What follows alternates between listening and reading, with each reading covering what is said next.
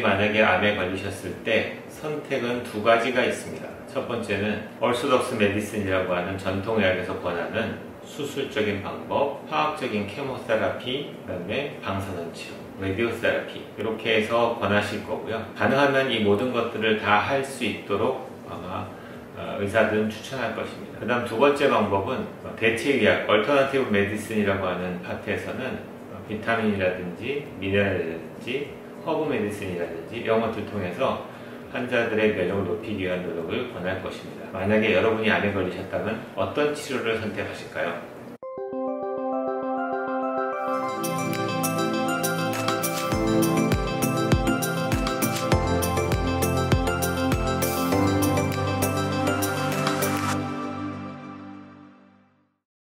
안녕하십니까, 닥터덕입니다. 오늘 여러분과 함께 나눌 내용은 주류의학, 정통의학과 지금 제가 환자분께 많이 소개하고 있는 기능의학이 있죠. 어떻게 보면 이제 기능의학도 대체의학에 지금 분류가 돼가고 있거든요. 주류의학에서 바라볼 때는 대체의학처럼 보이겠죠. 그러나 의학의 한 분야로서 기능의학이 차지하고 있는 비중이 상당히 크다고 저는 생각을 하고, 어떻게 보면은 기능의학이야말로 질병의 원인을 치료하는 의학에 더 가깝고, 우리가 알고 있는 정통의학이라고 하는 주류의학은 어떻게 보면 증상치료에 더 가깝다고 저는 보여지거든요. 그것에 대해서 좀 더 이해를 높이기 위한 하나의 비유를 들어보겠습니다.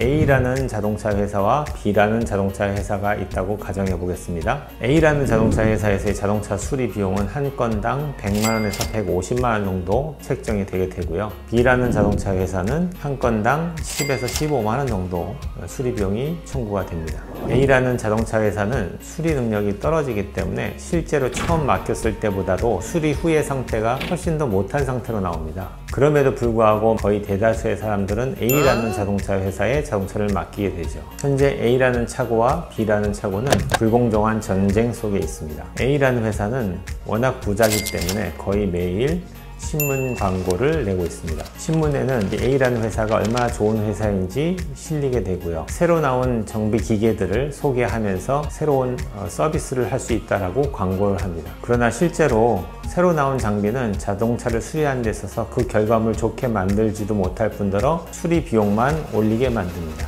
심지어 모든 경찰관들은 A라는 회사에 소속돼서 근무를 하고 있습니다. B라는 회사는 영세하기 때문에 광고를 하지 않습니다. 혹여나 광고를 하게 될 경우 경찰의 방문을 받게 됩니다. 또한 영향력 있는 많은 사람들이 A라는 자동차 회사에서 시간제 판매원으로 일을 하게 됩니다. 시장과 상공회의소는 A라는 자동차 회사를 강력하게 보증합니다. 도시에 권력 있는 사람들은 A라는 자동차 수리점과 B라는 자동차 수리점 중에서 어느 수리점이 수리를 잘하는지, 자동차를 정확하게 진단하는 메카닉스가 잘 있는지 이런 것들을 비교하기보다는 어느 자동차 회사의 혜택이 더 큰지를 먼저 생각하게 됩니다. 보셨듯이 A라는 자동차 정비소는 정통의학이라고 보시면 되고요. B라는 자동차 정비소는 대체의학이라고 보시면 됩니다. 정통의학은 체계적으로 구성되어 있으며 재정적으로 자금이 풍부하며 제약산업이 지출하는 막대한 광고 비용을 통해 뉴스 매체를 완전히 통제하고 있습니다. 반면에 대체의학은 매우 체계적으로 구성되어 있지 않으며 재정적으로 불균형하며 분리되어 있고 정통의학에 의해 심각하게 박해를 받고 있습니다. 지금까지 설명드린 비유에 의하면은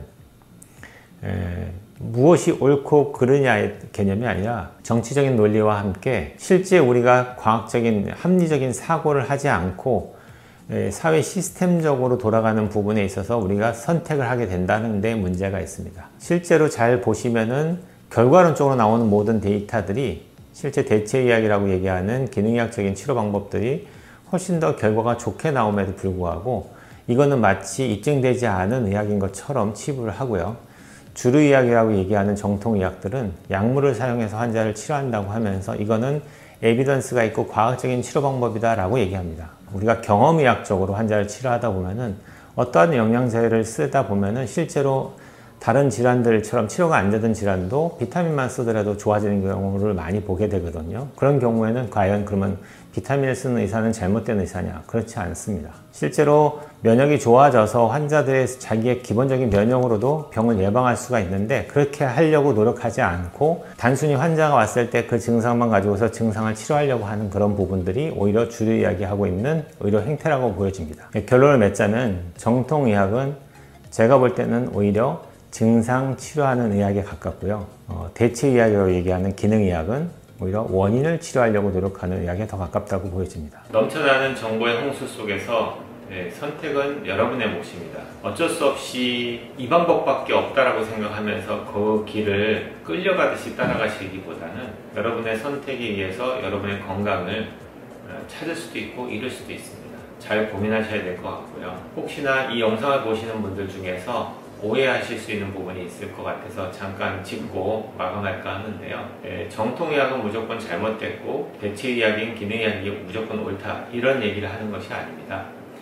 대표적으로 왜곡되어 있는 부분이 바로 암인데요. 암을 치료할 때 있어서 무조건적으로 수술이 정답이고 무조건적으로 항암 치료와 방사선 치료만이 바른 길이라고 생각하는 것 자체가 한 번은 생각해 보셔야 될 문제라는 것들을 짚고 넘어가기 위해서 오늘 영상을 만들었습니다. 오늘 공부 여기까지 하고요.